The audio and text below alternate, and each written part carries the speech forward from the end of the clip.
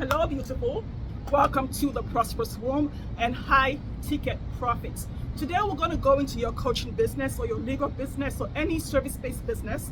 If you're a woman coach, an attorney, a woman in sales, and we're going to midwife your high ticket profits so you can make more with high ticket sales without selling more, doing more, or spending more money or time.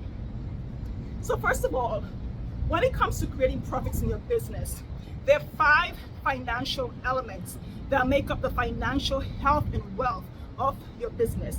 About 25 years ago, I realized that many women in business, sales, corporate operations, service-based, were not making profits simply because they were looking at sales, revenue, income as profit, as money they were making in their business. But we all know, as we're going to learn later on, that revenue is not money. Revenue is not money. So what are the 5 financial health elements that you and I need to know to really focus on creating more impact and more profits, to make more profits without selling more? Look at your coaching business. When was the last time you looked at your financial statements? When was the last time you looked at the assets that you own, the liabilities that you own, the equity in your business? When was the last time you looked at the revenue and the expenses? And how do you use those 5 elements to create your pricing, your packaging, and your positioning? And how does it affect how you sell, where you sell, and who you sell to? It's really important to have these 5 elements in place before you price and package your offers, before you decide how you're going to market, and before you decide who you're going to ask for the sale. So let's start with the assets. Assets, liabilities, and equity show up on your balance sheet.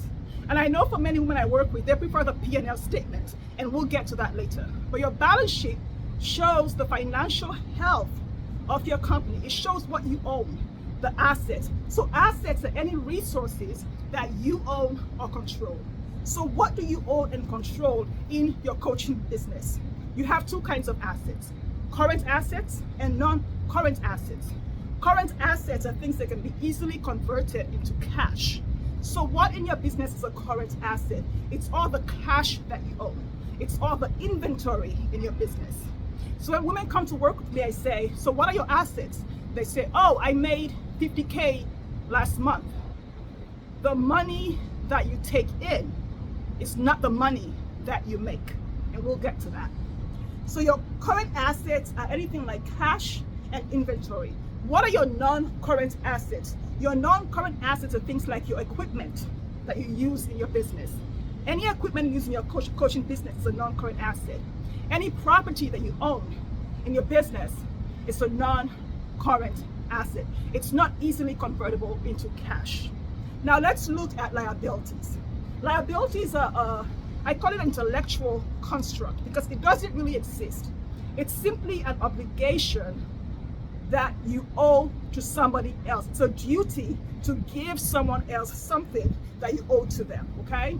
And they're current liabilities and non-current or long-term liabilities. What is a current liability? Your accounts payable, the bills that you're going to pay this month, next month. What are the non-current? Those are the long-term debt that you owe. The long-term debt that you owe. So what are the current bills in your business? What is the long-term debt, any loans or anything like that you owe in your business? So that's what assets and liabilities are. Let's look at equity. For many women I work with, they 100% own their coaching business. So equity is the ownership interest in your coaching business or your law firm or in your service-based business for women in sales, whatever that is. So whatever you own is yours. When you subtract the liabilities from the assets, that residual interest is your equity. And it can include common stock and things like that. So that's the balance sheet. And the assets must always equal the liabilities and the equity. That's the fun part of doing the accounting. Now let's move on to the statement that everyone in business knows about, the income statement or the profit and loss statement. And this is where a lot of women coaches make their biggest mistakes, okay? So revenue is on the top line of your income statements. And what is revenue? Revenue is not the money that you bring into your business. This is the biggest misconception, the most notorious mistake in the coaching industry, in the service-based industry, is that revenue is the money that I make. No, revenue is not money. Revenue is not cash. And you need to remember this. Revenue is not money. Revenue is not cash. Revenue is a verb. It's the act of doing the thing that gets you the money. So let's look at your coaching business. What brings money into your coaching business? There's only one activity that brings money into your coaching business. And that's why I talk so much about high ticket sales. So what is the one activity that brings money into your coaching business? Drop it right in the comments below. It's not coaching. It's not coaching. When you're coaching, you actually, think about it this way, you're losing money in your coaching business every time you coach. The only time that you get paid in your coaching business is when you sell a coaching offer. The only time that you make money in your coaching business is when you sell. So sales is the money that comes in. It's revenue. It's the act of selling that creates the revenue, the thing you do to bring the money in, okay? And what about expenses? Well, before I get to expenses, this is why when people say to me, I made $1 million last month, or I made $1 million last year, you did not make $1 million. And we'll get to that when we do expenses, okay? What you bring in is not what you made. Let's talk about expenses. So on the income statement or P&L statement, you have your revenue. We talked about revenue, the money that comes in when you sell. And now let's talk about expenses. So it's revenue, and then below that is expenses. Expenses is the cost. It's anything you have to pay to create the revenue. And in your coaching business, what do you pay to sell? Whether you're selling low ticket items, high ticket coaching offers, what do you pay to sell?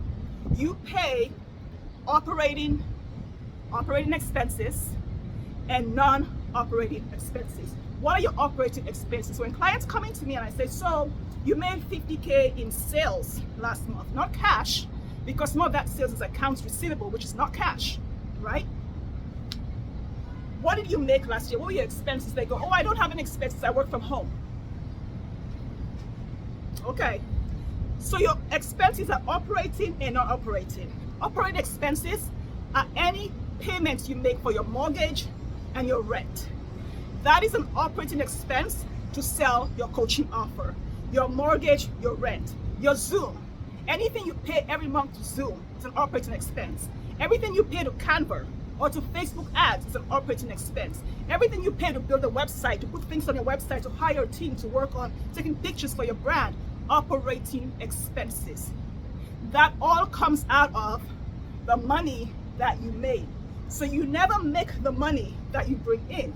You make the money after the expenses. And we'll get to that. It's more complicated, but the easy part is you make it after expenses, okay? What are your non-operating expenses? Those include things like non-operating expenses. Include things like your taxes, include things, it's so hot out there today. Include things like your taxes. So your taxes that you pay, those are non-operating expenses. And then when you subtract expenses from revenue, you get net expense. And that shows up on your P&L statement. Now you use your net expense to really look at how much money you want to charge, to look at what you want to sell, and how much profit you're going to make from it, how much money is going to land in your bank account because of this. You need to take the expenses into account. You need to take the payments that you make into account. You need to take your liabilities and everything into account to actually price your coaching offers. You need that to position your coaching offers and to make smart and wiser marketing and high-ticket sales decisions. So you have your balance sheet, you have your income statement or P&L statement. There's also the cash flow statement. And I'm going to get into each of these financial health elements, all of these statements, into a multitude of videos on this channel. So hit subscribe and come back for more. Your cash flow statement shows you the health of your business. It's like the food in your business. Without the cash flow statement, you go hungry, you starve, and you don't have a going concern, which in accounting just means you don't have a long-term business. It means you're here for 30 days or 60 days and you're like, okay, I'm done. It didn't work out. But to have a long-term concern or a going concern, you need to have health of cash in your business. So now you know all about the assets, the liabilities, and the equity on your balance sheet, and you also know about your P&L statements, which is your revenue and your expenses, and you know about cash flow. This is the beginning to dive into how to actually create real net profits in your coaching business. Let me know how this lands for you.